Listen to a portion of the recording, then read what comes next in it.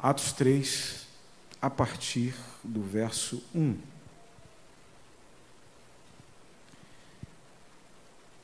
E Pedro e João subiam juntos ao templo à hora da oração, a nona.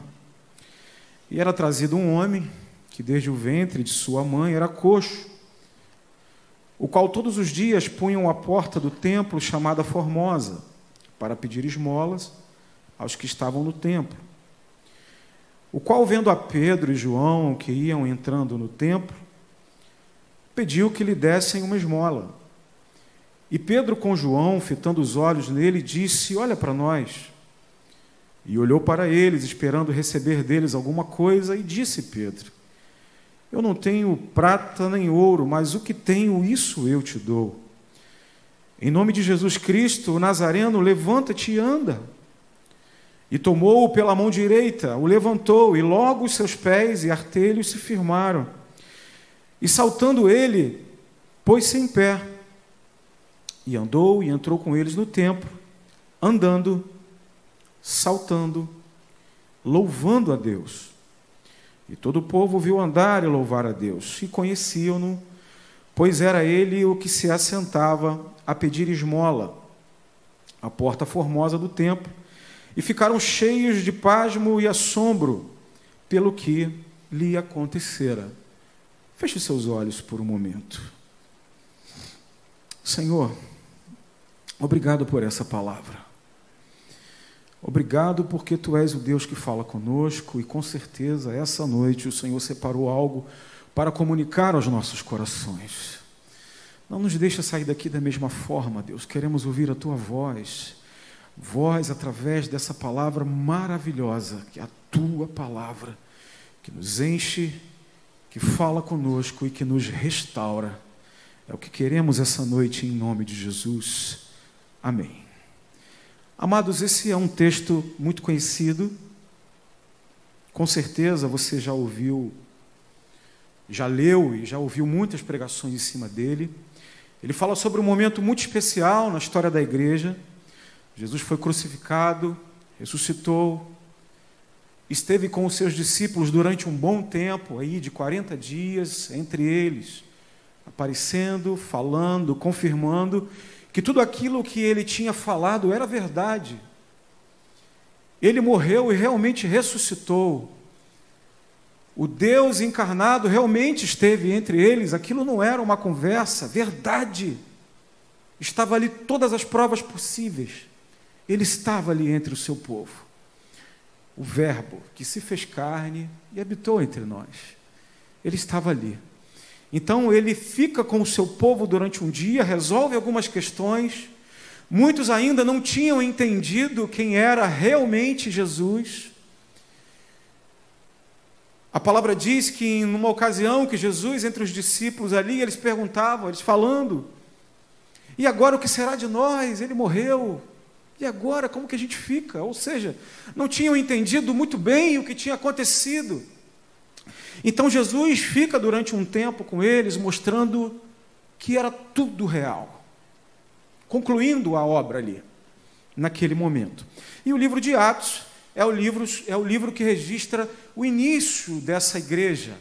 O Espírito Santo vem sobre os apóstolos, no capítulo 2, enche-os de poder, de autoridade, e aí eles começam a viver uma nova vida, capacitados agora pelo Espírito Santo de Deus, que estaria com eles durante todo o tempo e que está conosco até hoje. Você crê nisso, irmãos? Amém? Amém, irmãos? Glória a Deus, está conosco até hoje. O capítulo 3, que a gente acabou de ler, é um texto que fala de milagre. O Espírito Santo já está movendo ali. E aqui a gente está diante do primeiro milagre operado por um apóstolo nesse período. A gente vê aqui, então, um milagre de cura. E não só cura, é restauração. É uma vida que agora vai poder viver uma nova vida, livre de uma mazela que estava desde sempre com ele. Curado, restaurado, liberto e agora glorificando ao nome do Senhor, porque o texto diz que esse paralítico agora ele corre para o templo e ele começa a louvar, a cantar, dar glória a Deus e falar do Deus que lhe curou. Porém, quando eu vejo esse texto, quando você vê esse texto, com certeza os seus olhos olham para esse milagre e você olha que Deus tremendo, que milagre maravilhoso foi esse. Só que, quando eu olho para esse texto, o que salta aos meus olhos não é esse milagre. O que salta aos meus olhos nesse texto é um outro milagre que está acontecendo aqui paralelo ao milagre do coxo, que eu não sei se você está percebendo. Quem foi que disse que uma paralisia, uma deficiência, é a grande mazela da vida de um homem? Quem foi que disse que uma cegueira, uma paralisia, é o grande problema que um homem tem, embora realmente foi muito necessário? Por mais que esse coxo, com essa dificuldade, tenha sido liberto, tenha sido curado, sarado, existe uma outra cura que está acontecendo, que isso mexe comigo aqui, irmãos. Você sabe qual é a maior paralisia, a maior cegueira que um homem pode ter, e esse precisa muito de cura urgente? É a paralisia existencial. É a cura da alma. É a cura daquilo que está mais no profundo do teu coração. E aqui, a gente tem um homem que acabou de ser curado disso. A maior paralisia, a maior deficiência que um homem pode ter é a deficiência de ter encontrado o Senhor Jesus, Rei dos Reis, Senhores dos Senhores, ter andado com Ele, ter caminhado com Ele, ter aprendido com Ele, ter sentado com Ele, ter sido vocacionado e enviado por Ele, ter dito para Ele: eu sempre estarei contigo e eu nunca te negarei. E quando o mestre precisa, no momento que ele mais precisa, esse homem diz: eu não te conheço. Eu acho que essa é uma das piores deficiências que alguém pode ter. Então, um homem que precisava de cura aqui, e demonstra que foi curado, não foi só o coxo, mas foi o próprio apóstolo Pedro. Amém? Andou com Jesus, compartilhou os melhores momentos da presença do mestre com ele, viveu momentos fantásticos, presenciou o milagre, o verdadeiro milagre. E no momento mais difícil, mais crítico da vida de Jesus, provou que não tinha entendido absolutamente nada, ao ponto de negá-lo. Só que quando você olha para o texto, não é esse Pedro que você está vendo. Quando a gente olha para o texto, você vê o quê? Um Pedro grande, um Pedro pronto, um gigante espiritual, alguém com uma envergadura espiritual tão grande, ao ponto de olhar para um paralítico e falar: ei, olha para cá, cara, olha para mim, levanta, anda. Irmãos, você tem a noção do gigante que Pedro está sendo aqui? Imagina você se hoje entra alguém aqui e faz o que esse homem fez. Ele chega para um paralítico e manda andar, ou chega para um cego e diz: eu quero que você enxergue, põe a mão sobre ele, e ele começa a enxergar. Ali fora teria uma fila de gente fazendo voltas no quarteirão, tomando todas as ruas e indo para outros bairros de tanta gente. Porque esse é o efeito natural do milagre. São pessoas olhar e falar: eu também quero isso. Então Pedro está promovendo isso aqui. Ele está num estágio de uma maturidade espiritual tão grande que o Espírito está fluindo dele. E a gente olha em Pedro nesse novo momento da sua vida, aonde ele deixa de ser um menino, deixa de ser um garoto, um anãozinho, que não sabe o que quer, que não entendeu nada ainda da sua missão, do seu papel, e agora se torna um verdadeiro gigante. E aí você vai lendo o livro de Atos, ele vai falando sobre a postura de Pedro, sobre o poder, sobre a autoridade que acompanha esse homem, que é algo fantástico, é maravilhoso. Então, quando eu olho isso,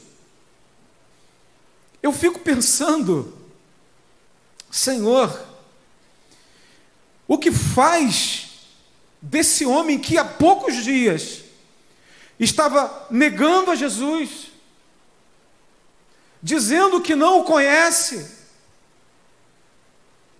sabe, e não é algo simples dizer que não o conhece, é muito mais do que isso. Disse a primeira vez, disse a segunda vez, disse a terceira vez, e na terceira vez ele comete um grande injúrio ali. Olha, eu já falei que eu não conheço ele. Se fosse no dia de hoje, falaria, quer parar de me encher o saco, que eu não conheço, já falei que eu não sei quem é, e pronto, acabou. O que faz o homem sair dessa situação, dessa pequenez, dessa mesquinharia, desse lugar tão pequeno espiritualmente, e agora se tornar um homem tão grande, tão poderoso, capaz de ministrar um milagre tão grande na vida de alguém. Eu preciso olhar a história desse homem, porque ela tem muito a ver comigo. Ela tem muito a ver comigo. Ela tem muito a ver com você. A história de Pedro tem muito a ver contigo. A história de Pedro, ela tem muito a ver com muitos irmãos da igreja, das nossas igrejas, amigos, irmãos, ministros, líderes, que muitas vezes, tendo sido chamados pelo Senhor, homens e mulheres, que recebeu um dom de Deus, que recebeu um chamado, que receberam uma vocação, estão dormindo espiritualmente, se perderam no caminho, esqueceram de quem eles são, esqueceram de quem Deus é na vida deles. Irmãos, muitos dormem, e eu nunca vi um tempo como esse, de tanta gente dormindo ministerialmente. Eu nunca vi. Nunca. Fazem 30 e poucos anos que estou servindo ao Senhor de uma forma bem veemente, trabalhando muito, campo missionário, pregação, ensino, correndo, batalhando, lutando por essa obra maravilhosa que é o reino de Deus. E, irmãos, eu nunca vi um tempo como o que a gente está vivendo agora. Eu nunca vi. Pessoas mortas. Você entra na igreja, você vai conversar com os irmãos, meu irmão, como é que você está? Tudo bem? Tá. Quem é você? Eu sou um presbítero que... Estou aqui, sou presbítero. Que benção, irmão. Por que eu não estou te vendo pregando? Por que eu não estou te vendo ensinando? Por que eu não estou te vendo orientando as pessoas? Meu irmão, é porque aconteceu isso, aconteceu aquilo. Alguém me falou alguma coisa, alguém fez alguma coisa comigo. Morto espiritualmente. Que é isso? Às vezes tem que ser um pouco mais duro com alguns irmãos. Eu falo, irmão, que é isso, cara? Os homens de Deus, chamados pelo Senhor, os apóstolos, todo mundo morreu, dando a vida pelo Evangelho. Quase todos de forma trágica. Um morre enforcado, o outro tem a sua cabeça decepada, o outro, diz a tradição, que foi jogado para os tubarões, o outro com a flecha transpassando o seu peito. E os homens que lutaram pela causa do Evangelho no decorrer da história, vocês estudaram a história da igreja agora, nos últimos dias, nos últimos meses, homens que foram queimados em praça pública, apenas por querer servir ao Senhor. E aí você vê um irmão chamado por Deus, que parou no meio do caminho, porque alguém falou alguma coisa para ele. E eu fico assim, como?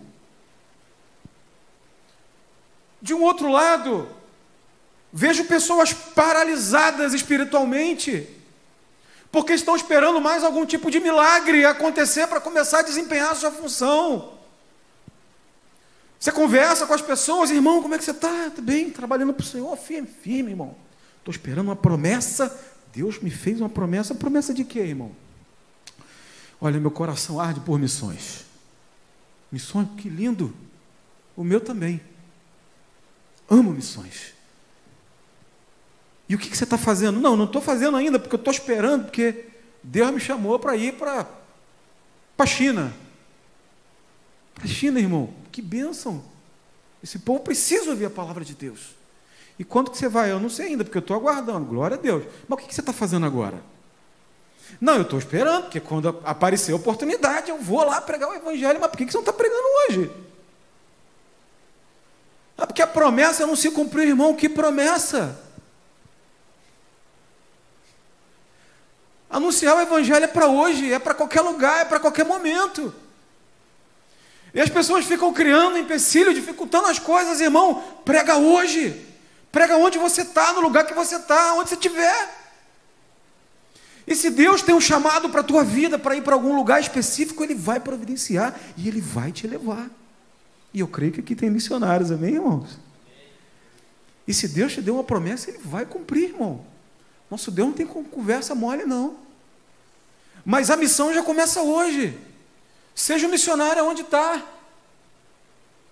Eu sou um pastor, fui chamado para ser pastor. Glória a Deus, irmão. Glória a Deus, sou chamado para ser pastor. Sou, que bênção. Você está pastoreando quem? Não, eu não estou pastoreando ainda, porque eu estou esperando a igreja me consagrar, me oficializar. Não, mas peraí. Mas tu não é pastor? Eu sou. Mas por que você não está pastoreando? Porque falta a igreja me consagrar. Mas consagrar o quê, cara? Primeiro você é. A igreja só te reconhece. A igreja te reconhece, oficializa, te envia. A igreja faz tudo isso. Mas o que você é se manifesta todo dia. Tu é um pastor, começa a pregar na tua casa. Foi chamado para isso? Está pregando em casa? Prega em casa. Prega para o filho, prega para a mulher, prega na escola, prega no trabalho, prega em todo canto, pastoreia gente, cuida de gente. O que é um pastor? Pastor é quem cuida de ovelha. Cuida, orienta, tira o carrapicho. É isso que um pastor faz. Você foi chamado, começa a fazer isso em casa. Porque você fazendo isso, as pessoas vão olhar para você. E isso vai tomar uma proporção grande. E você vai começar a cuidar de gente, vai começar a cuidar de gente, vai começar a cuidar de gente.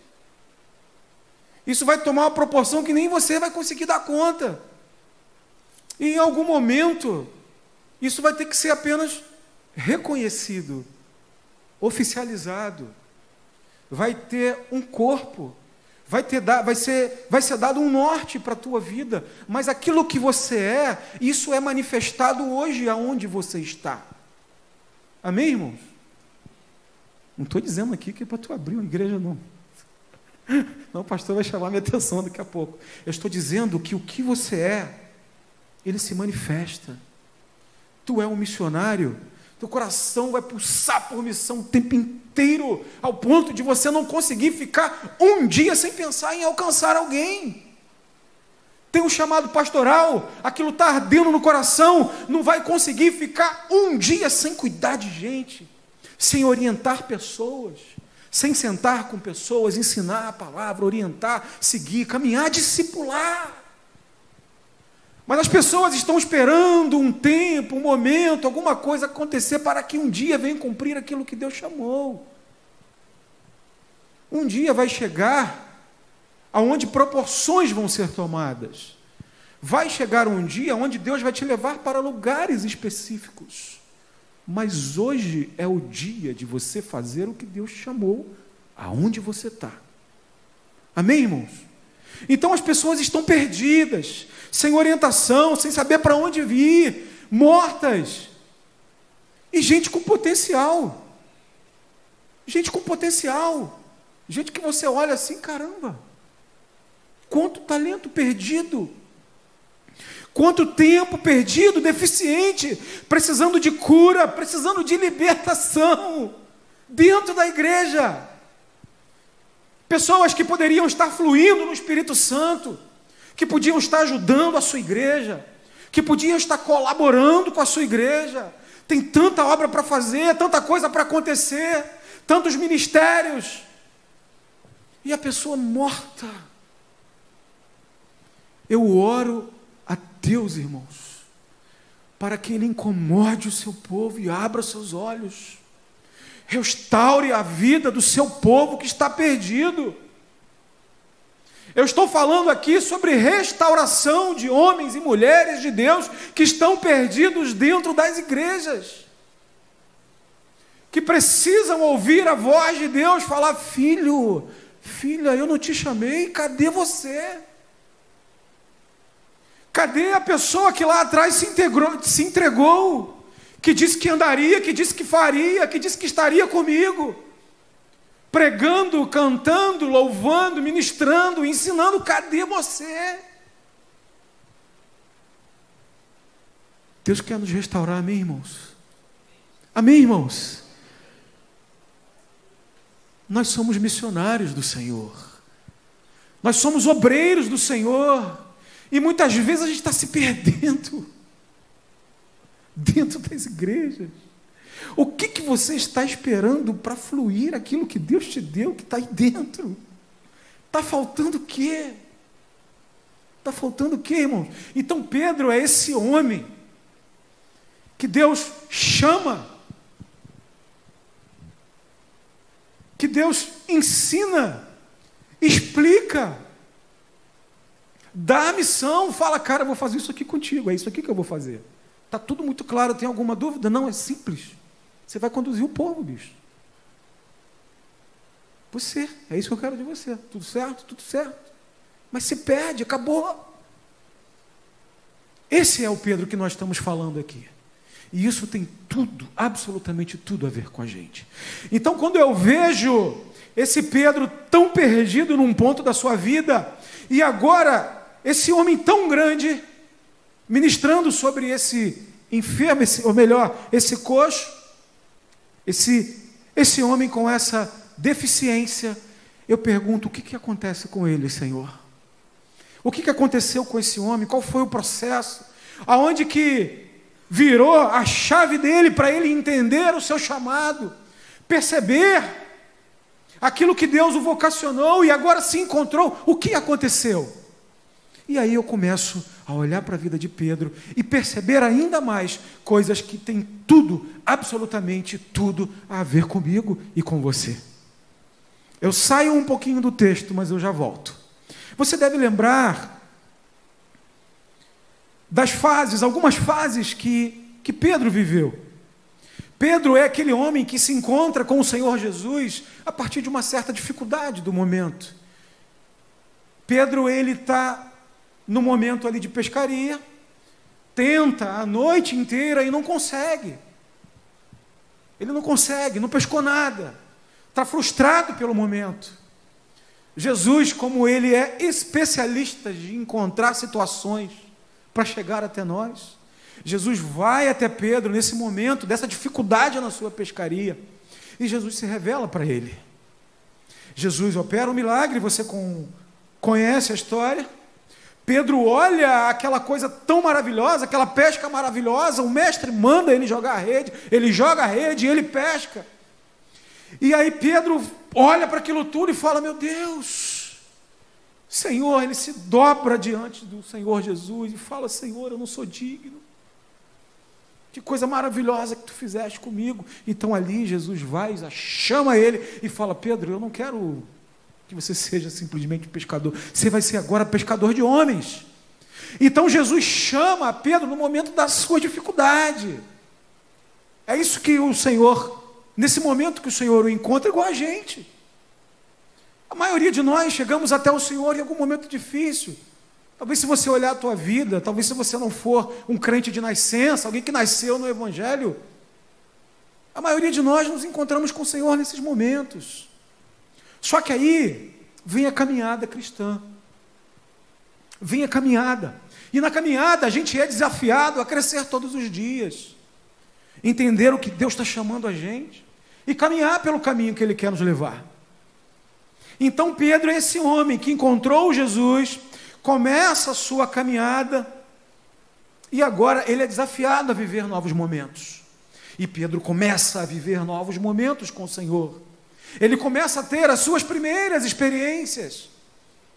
Experiências para ele olhar e falar: meu Deus, que algo tremendo, é sobrenatural. E aí você vê Pedro tendo experiências com o Senhor. Lembra da situação onde ele anda sobre as águas?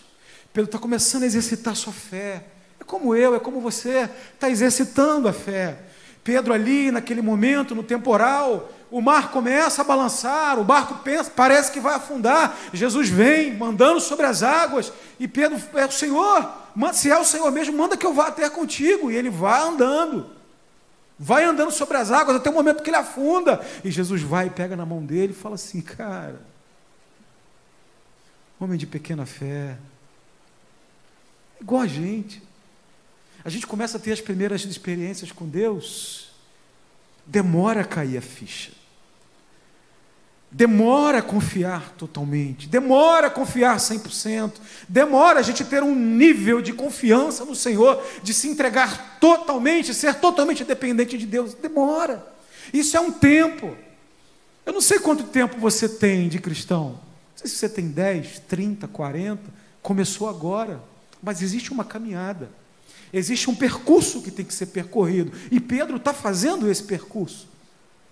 Ele começa a viver as experiências, e aí o tempo vai passando, Pedro vai caminhando com o Senhor e vivendo novos momentos com Ele, e apesar de ter vivido muitas experiências, Pedro ainda é um homem imaturo.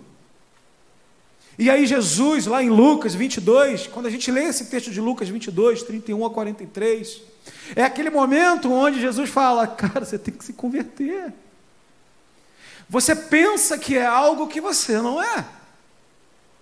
E aí o texto de Lucas, ele diz assim, não precisa abrir, eu vou ler rapidinho para você. É naquele momento onde eles estão discutindo sobre o reino do céu, como seria o papel de cada um. E aí o Senhor fala: Simão, Simão, olha, eis que Satanás vos reclamou para vos peneirar como trigo. Eu, porém, roguei por ti, para que tua fé não desfaleça. Tu, pois, quando você se converter, quando te converteres, fortalece aos teus irmãos. Ele, porém, respondeu: Senhor, eu estou pronto para ir contigo. Você acha que Pedro estava pronto, irmão? Pedro está pronto para alguma coisa? Você já viu a pessoa quando está no primeiro amor? Ela acaba de se converter? É bom, né? Um momento gostoso, irmão. É muito bom. A gente, quando está no primeiro amor, a gente quer fazer tudo. A gente acha que pode tudo, a gente acha que pode dar conta de tudo, absolutamente tudo. Deixa comigo. Ó, é comigo. Quem manda aqui agora sou eu. Sai para lá, pastor. Diácono, deixa que eu resolvo. O cara chegou. Esse é o crente no primeiro amor. E Pedro está meio nessa onda, nessa vibe. Só que Jesus fala assim: cara, nem crente tu é. A tua hora ainda vai chegar. E a gente que é carioca tem essas gírias assim, né? Eu fico imaginando Jesus falando assim: cara, baixa a tua bola um pouquinho. Baixa a tua bola, cara. Você não é isso tudo. O que eu vou fazer na tua vida, o que vai acontecer, você ainda não tem noção. E você ainda não está preparado para isso. Calma, devagar. Então Pedro é esse homem que nem convertido ainda era. E Jesus sabia disso. Jesus sabia que Pedro não estava pronto. E Jesus tem todo o cuidado de guardar a vida dele, porque Satanás já estava pedindo sobre a vida dele. Até para tocar na nossa vida, Satanás precisa de autorização. E Jesus diz isso: ó, Satanás está clamando por você, cara, mas eu te protejo, porque nesse caminho da maturidade, nesse caminho que a gente se perde, se encontra, erra, baixa, cai, levanta, o Senhor está cuidando de nós. Amém, irmãos? Muitos de nós estamos passando por isso. Passamos por momentos que a gente se perde. Nos perdemos ministerialmente, nos perdemos no caminho do Senhor em relação à nossa fé, mas Deus está cuidando de nós em todos os momentos. Eu estou cuidando de você, eu estou cuidando da tua casa. Calma, vai chegar. Presta um pouco mais de atenção em algumas coisas. que tudo aquilo que eu falei que ia acontecer, vai acontecer. Tu vai ter que quebrar um pouquinho aqui a cara, vai se machucar um pouco, mas eu estou contigo. E eu não vou deixar que o inimigo tome posse de você. Você é meu. Você é minha filha. Filha minha. Está ouvindo essa palavra? Eu cuido de você. Eu vou te levar aonde eu disse que ia te levar. Mas tudo tem um caminho. Tudo tem um tempo. Se a coisa não está sendo da forma que você gostaria que fosse, é porque existe um propósito em tudo isso. Só continua, porque eu estou contigo. Amém, irmãos?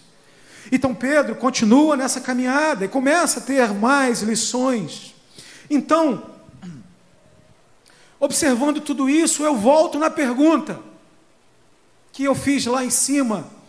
O que acontece na vida desse homem que faz com que ele vire a chave, que faz com que ele deixe de ser um menino, se torne um homem, que ele deixe de tantas dúvidas e agora passe a ter certezas, que ele deixe de ser esse pequeno homenzinho tão perdido e agora se torne um homem grande, gigante, fluindo no Espírito Santo. O que faz? Experiências com Deus. Pedro passa por uma experiência muito tremenda. Diz que não negaria, diz que estaria com o Senhor a todo tempo, disse que o Senhor poderia contar com ele. Jesus pode contar com ele? Não. E o que Jesus disse? Pedro, ainda que o galo cante, 3 vezes você me negará, cara. Senhor, o que é isso? Você me negará. Existe uma discussão se o galo seria um galo realmente um animal ou não. Poderia ser um instrumento tocado pelas forças daquele dia, pelo exército daquele dia, e isso não tem importância alguma. Mas antes que o galo cante, antes que esse som fosse emitido, ele negaria o Senhor. Pedro nega a primeira vez, nega a segunda vez, e quando ele está ainda falando, negando a terceira vez, dizendo, eu já disse que eu não conheço esse Jesus, o galo canta. E aí, enquanto ele fala, isso acontece, e ali a chave começa a virar. Porque aquilo que o Senhor falou, ele está vendo agora na prática na vida dele. E ali, o que eu penso, irmão, que eu fico tentando imaginar aquela cena, é de um homem pensando assim, eu não era quem eu disse que era. Eu não sou quem eu achei que eu fosse. Mas ele já me conhecia antes de mim mesmo, e disse que isso ia acontecer, e agora eu estou passando por esse momento por culpa minha, e ele já tinha me alertado. E o texto diz que Pedro, então, agora ele começa a entrar num pranto, num momento de amargura, triste, amargurado.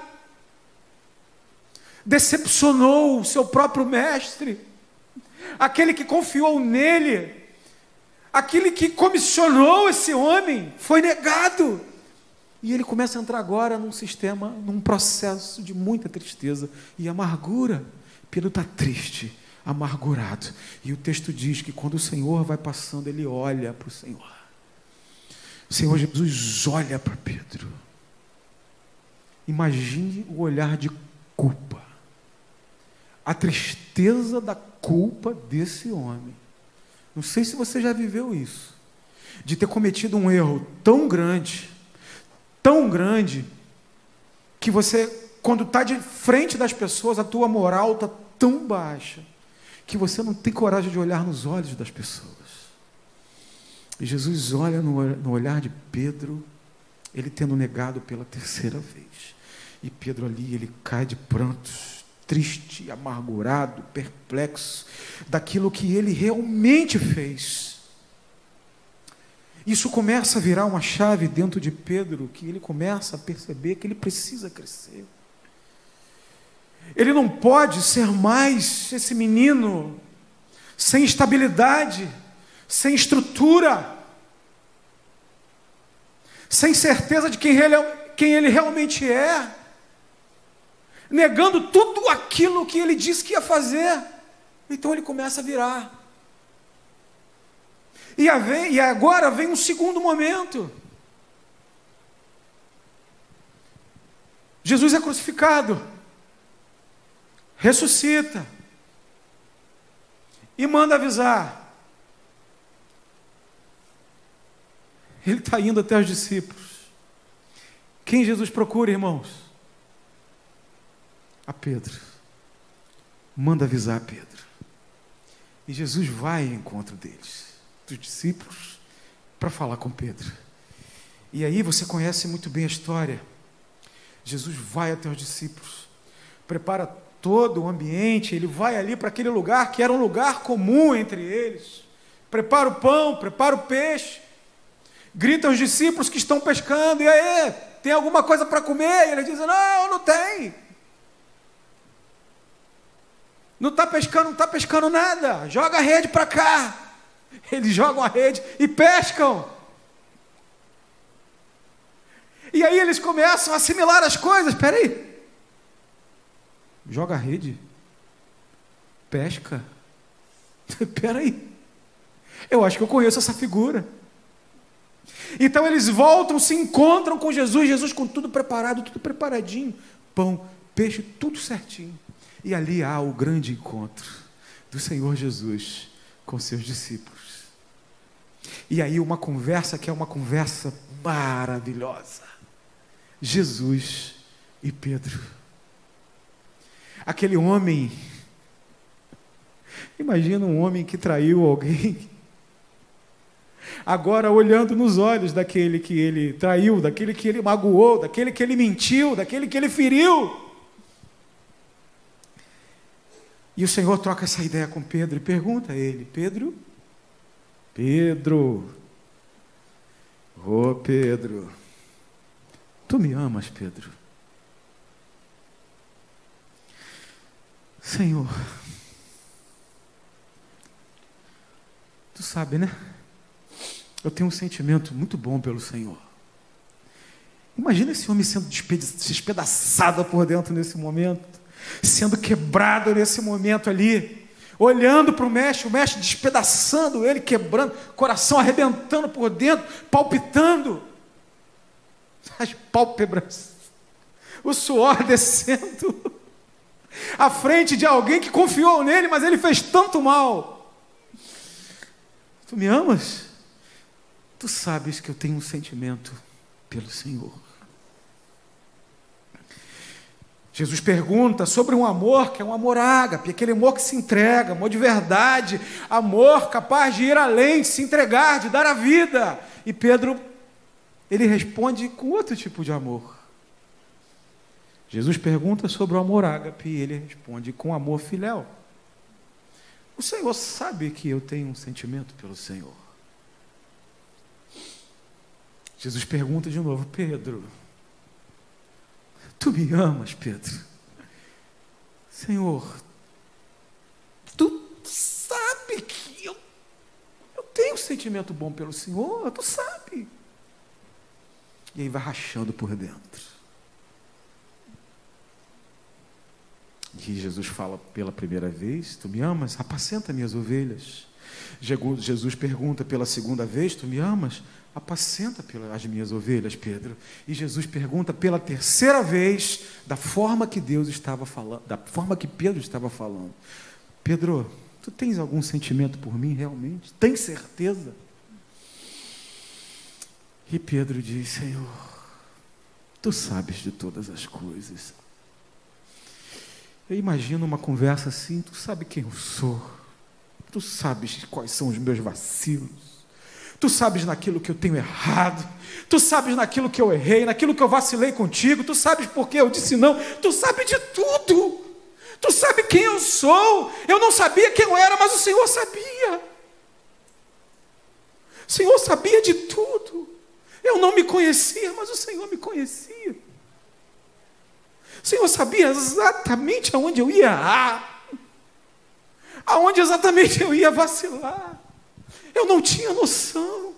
mas agora eu estou vendo que tudo que o Senhor falou era verdade. Então, Pedro, apacenta minhas ovelhas, Pedro. Irmãos, vou dizer uma coisa para vocês. O Jesus que muitas vezes é traído por nós e é negado por nós, Ele é o mesmo que nos restaura.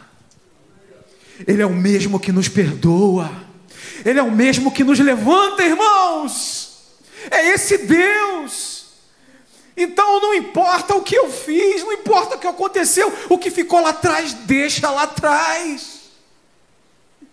Às vezes que fomos pequenos com o Senhor, que a gente não entendeu o que Ele queria fazer na nossa vida, e muitas vezes dissemos não, deixa isso lá atrás, mas em nome de Jesus entenda, o Senhor te restaura essa noite. Restaura, renova e diz para você: apacenta as minhas ovelhas, ou seja, continua a tua caminhada, porque eu estou contigo. O que está faltando? Perdão, eu te perdoo. Amém, irmãos? Esse é o Deus que nós servimos. Nos encontra, vai até a gente está meio perdido, Ele vai, nos encontra, prepara o cenário perfeito, prepara o momento perfeito, tudo aquilo que a gente precisa, Ele prepara, para que Ele venha até nós e a gente ouça a sua voz dizendo: filho meu, eu te lembro de tudo que te falei, não se preocupe, não é isso? Ele cuida de nós, irmãos. E se Ele nos chamou, nos vocacionou, nos enviou, independente do momento da nossa vida, do que aconteceu, Ele cuida de nós. E para nós que fomos chamados pelo Senhor, para que a gente tenha autoridade, para que a gente tenha poder no Espírito de Deus para fazer aquilo que fomos chamados, muitas vezes a gente precisa ser restaurados pelo Senhor. Deixa Ele te restaurar, cuidar de você, cuidar das suas feridas. Deixa para trás o que passou em nome de Jesus e começa a partir de agora uma nova caminhada, um novo homem, uma nova mulher, transformados, restaurados pelo poder de Deus. Glória a Deus. Volto para o texto. Atos capítulo 3. O que temos ali?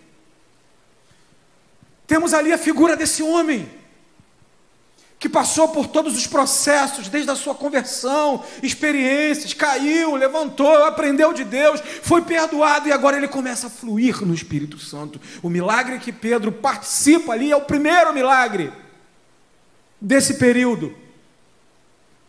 Milagre feito por um apóstolo, pelo poder do Espírito de Deus. Aquele coxo, ele ia até o templo, a porta do templo, porque isso era comum do templo ali, daquele tempo. Era uma tradição já, em que pessoas que tinham deficiências, elas estavam meio à margem da sociedade, então elas iam por ali, porque as pessoas que iam até o templo já levavam a sua oferta, e essa oferta já era separada para essas pessoas. Era comum. Ele não estava esperando milagre, ele estava esperando uma oferta. Só que quando um homem e uma mulher de Deus, cheios do Espírito Santo, vocacionados, entendendo quem é, entendendo o seu papel, entendendo o seu chamado, quando essa pessoa chega perto de alguém que está precisando, não importa o momento, não importa o que ela tem, o que é de mais importante está dentro dela, e isso flui. Então Pedro chega para aquele homem, junto com João, e fala uma coisa que me arrepia. Olha para mim, olha para nós. Você já parou para pensar quão grande é isso, essa palavra? Imagina você pedindo para alguém olhar para você, porque ela vai ver em você, ou a partir de você vai fluir algo que vai resolver todos os problemas daquela pessoa. Isso é coisa de gente muito madura, isso não é para qualquer um, não. Tem que ter muita convicção de quem realmente é e do Deus que serve. Então Pedro agora ele é esse homem e ele diz: olha para mim, levanta a tua cabeça, dentro de mim existe a solução para todos os seus problemas. Você quer dinheiro? Dinheiro eu não tenho. Você quer esmola? Esmola eu não tenho. Mas eu tenho para você, meu amigo, algo que vai resolver a tua vida. E a partir de hoje você vai renascer. Eu não tenho prata, eu não tenho ouro, mas tudo que tenho eu te dou. Em nome de Jesus. Levanta e anda. Glória a Deus. Cura, libertação, restauração. Mas que para isso ter acontecido, precisou que alguém também passasse por isso. Muitos dizem, não, Pedro se tornou um homem poderoso quando o Espírito de Deus desceu por ele. Nada disso. Não. Ele começa a se levantar com autoridade, a chave vira nele, quando ele passa pela experiência de ver o mestre sendo negado. E quando Jesus o perdoa das mazelas que ele cometeu. E você vê isso em Atos. É só você abrir o capítulo 1. Antes que o Espírito descesse, Pedro já estava levantado com autoridade. Ele já está regendo a igreja, ele já está cuidando ali da questão de escolher os apóstolos, ali no voto entre Matias e o outro. Ele já está ali guiando a igreja, ele já está começando a fazer todo aquele movimento. É ele que orienta a igreja. Pedro já está curado depois do encontro de perdão com o mestre. E é isso que Deus quer fazer na nossa vida essa noite, amém, irmãos? Eu vou fechar aqui. Eu não sei qual momento da tua vida você se encontra. Não sei se existe algum tipo de paralisia da sua vida em relação ao teu chamado, em relação de entender o propósito de Deus. Mas Deus está dizendo para nós essa noite, o que passou, passou. Eu te chamei, meu filho. Eu te chamei, meu filho. Continua aquilo que eu te chamei. O que aconteceu no passado, deixa no passado. O que houve, deixa lá. Hoje sou o Deus que te cuido, o Deus que te saro e o Deus que quero te restaurar essa noite.